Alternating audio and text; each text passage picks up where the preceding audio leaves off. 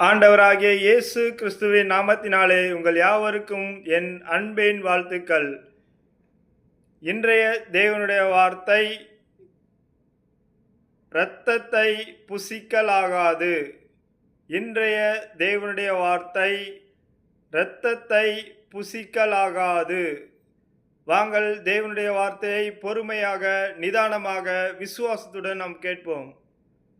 உங்கள் வாசஸ்தலங்களில் எங்கும் யாதொரு பறவையின் இரத்தத்தையாவது யாதொரு மிருகத்தின் இரத்தத்தையாவது புசிக்கலாகாது.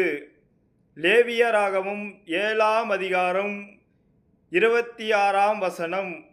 இன்றைய தேவனுடைய வார்த்தை என்ன சொல்கிறது என்றால், யாதொரு பறவைகளின், அதாவது கோழியாக இருக்கலாம், இல்லை புறாவாக இருக்கலாம், மற்றும் எவ்வித பறவைகளின் இரத்தத்தை புசிக்கலாகாது என்று தேவனுடைய வார்த்தை சொல்கிறது. அதாவது சாப்பிடக்கூடாது என்று தேவனுடைய வார்த்தை சொல்கிறது.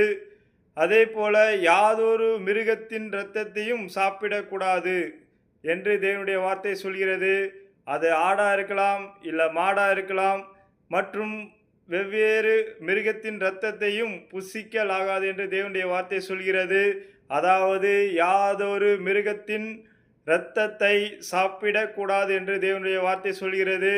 இன்றைய தேவனுடைய வார்த்தையை பொறுமையாக, நிதானமாக, விசுவாசத்துடன் பார்த்த கேட்ட உங்கள் யாவரையும் தேவன் தாமே ஆசீர்வதிக்கவே ஆசீர்வதித்து உங்களை பெருகவே பெருக செய்வார். Thank you friends. மறக்காமல் சப்ஸ்கிரைப் பண்ணுங்கள், லைக் பண்ணுங்கள், கமெண்ட் பண்ணுங்கள். எதை செய்தாலும் தேவனுக்கென்று செய்யுங்கள், தேவ நாம மகிமைப்பட செய்யுங்கள். Thank you friends.